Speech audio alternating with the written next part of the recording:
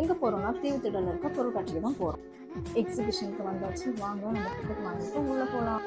Exhibition வெளியே தான் கூட்டம் இல்லைன்னு பார்த்தா உள்ளே போனால் உள்ளேயும் கூட்டம் இல்லை. என்னடான்னு பண்ணுறது, சரி இன்னும் கொஞ்சம் உள்ளே போய் பார்க்கலாம் அப்படின்ட்டு இன்னும் கொஞ்சம் உள்ளே போனோம்.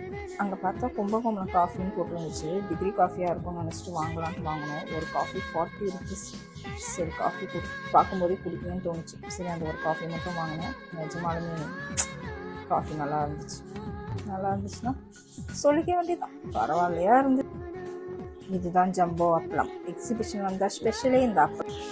செப்பல் கடைக்கு போய் செப்பல் பார்த்தா எல்லாமே ஜூடியோவில் இருக்க செப்பல் தான். ஆனால் ரேட்டு ரொம்ப ஜாஸ்தி. ஜூடியோலேயே கம்மியாக இருக்கும் போல் இவங்க ரொம்ப ஹெவியாக ரேட் சொல்கிறாங்க. ஏன் இவ்வளோ ரேட் சொல்கிறாங்கன்னு தெரியல. ஓரளவுக்கு சொல்லலாம், ஆனால் இவ்வளோலாம் சொல்லவே கூடாதுப்பா.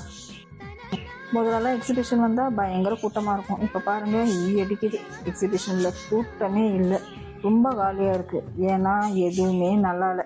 பார்க்குறதுக்கும் சரி வாங்குறதுக்கும் சரி. வந்துட்டோமே ஏதோ ஒரு கடையில் நின்று எதையோ ஒன்று பார்த்துக்கிட்டு இருக்கேன். என்ன பண்ண, எக்ஸிபிஷனுக்கு காசு கொடுத்து போயாச்சு. வாங்குகிறோமோ இல்லையோ எல்லா கடையும் சும்மா சுற்றி பார்த்துட்டாவது வரணும் இல்லையா? வாங்கலைனாலும் இது எவ்வளோ, அது எவ்வளோ, இது எங்கேருந்து வந்திருக்கு, அது எங்கேருந்து வந்திருக்கு, இது என்ன கிளாத்து, இது என்ன சாரீ, இது எப்படி இருக்கும், இந்த கிளாத்து நல்லா இருக்குமா, அப்போல்லாம் ஏதாவது ஒன்று கேட்டால் தானங்க நமக்கு மரியாதை. கடைக்காரன் குறுக்குறுன்னு பார்க்க ஆரம்பிச்சிட்டோம். அதனால வெளியில் வந்து பார்க்குற மாதிரி வந்துட்டேன்.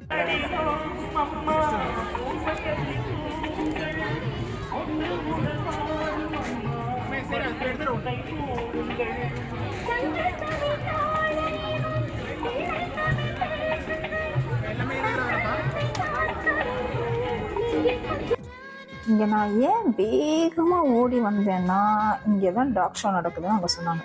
டாக் ஷோ எங்கடா முடிஞ்சிட போகுது அப்படிங்கிறதுக்காக அதை பார்க்கறதுக்காக நான் ரொம்ப வேகமாக வந்துட்டே இருந்தேன். அதுக்கப்புறமா ஆனால் அங்கே இருக்கிற ஆம்பியன்ஸை பார்த்துட்டு மலைச்சு நின்றுட்டேன். பாவம் அந்த டாக்ஸ்லாம் செம்மையாக ஜம்ப் பண்ணி குதிச்சு பார்க்கவே பயங்கர த்ரில்லிங்காக இருந்துச்சு. டைரெக்டாக நான் இப்போ தான் இதெல்லாம் பார்க்குறேன், டிவியில் பார்த்துருக்கேன்.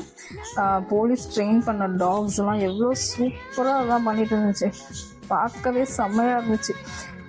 என்ன சொல்கிறது, செம்மையாக ட்ரெயின் பண்ணியிருக்காங்க.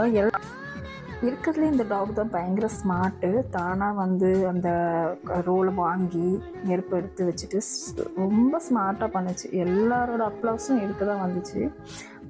பயங்கரமாக வந்து எல்லாருடைய கவனத்தையும் அது வந்து வாங்குச்சு. அவர் ட்ரெயினர் என்ன சொல்கிறாரோ அதை கேட்டு நடந்துச்சு. ஐ திங்க் இது ரொம்ப வருஷமாக ட்ரெயின் ஆன டாக்னு நினைக்கிறேன்.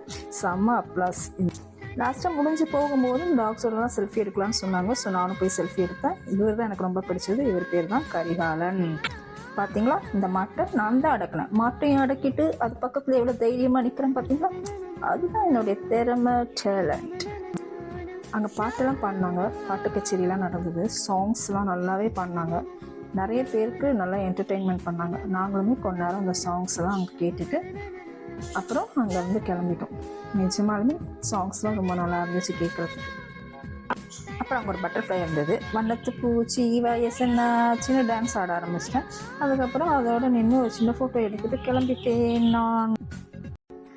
அப்புறம் இங்கே வாங்க, இங்கே பார்த்தா கோயில் செட் போட்டிருந்தாங்க. நமக்கு தான் கோயில்னா ரொம்ப பிடிக்குமே. அப்புறம் அங்கே கோயிலெலாம் பார்த்தா அங்கேயே பிரமிச்சு போயிருந்து. அங்கே ஒரு லிங்கம், அண்ணாமலையார். ஓகே, வந்த வேலை முடிஞ்சுது. சாமியும் தரிசனம் பண்ணியாச்சு. செட்டப்லாம் பயங்கரமாக இருந்தது. நிஜமான கோயிலே தோற்று போயிடுங்க, அவ்வளோ சூப்பராக போட்டிருந்தாங்க. எல்லாமே வந்து அம்மனை, எல்லா ஊரில் இருக்க அம்மனெல்லாம் செட்டப் போட்டிருந்தாங்க. சூப்பராக இருந்துச்சு. எல்லாமே நிஜமாலுமே தத்ரூபமாக இருந்துச்சு, ஒரு கோயிலை பார்த்த மாதிரி. இதெல்லாம் பார்த்தீங்களா, இதுதான் ஜம்போவில். ஆனால் நாங்கள் என்ன செய்வோம், ராட்டினம். இந்த ராட்டினத்தில் இருந்தால் ரொம்ப தலை சுத்தம். அது தனியாக சுற்றும் போதே பயமாக இருக்குது பார்க்குறதுக்கு. இதில் நம்ம ஏறி அதில் உட்காந்து சுற்றினா அவ்வளோதான். அப்புறம் என்ன, நமக்குலாம் பசி வந்துடுமே. அப்போ வந்து இடம் தான் 30 இட்லி செயின். அப்புறம் ஒரு 30 இட்லியை வாங்கி அந்த 30 இட்லியில் எடுத்து இட்லி எடுத்து அந்த ஸ்பாஞ்ச் மாதிரி இட்லியில் போட்டு சட்னி எடுத்து சாப்பிடும்போது அந்த வேலை முடிஞ்சிச்சு. டாட்டா, பாய் பாய், டேக் கேர், குட் நைட் எல்லாருக்கும். Sweet treat.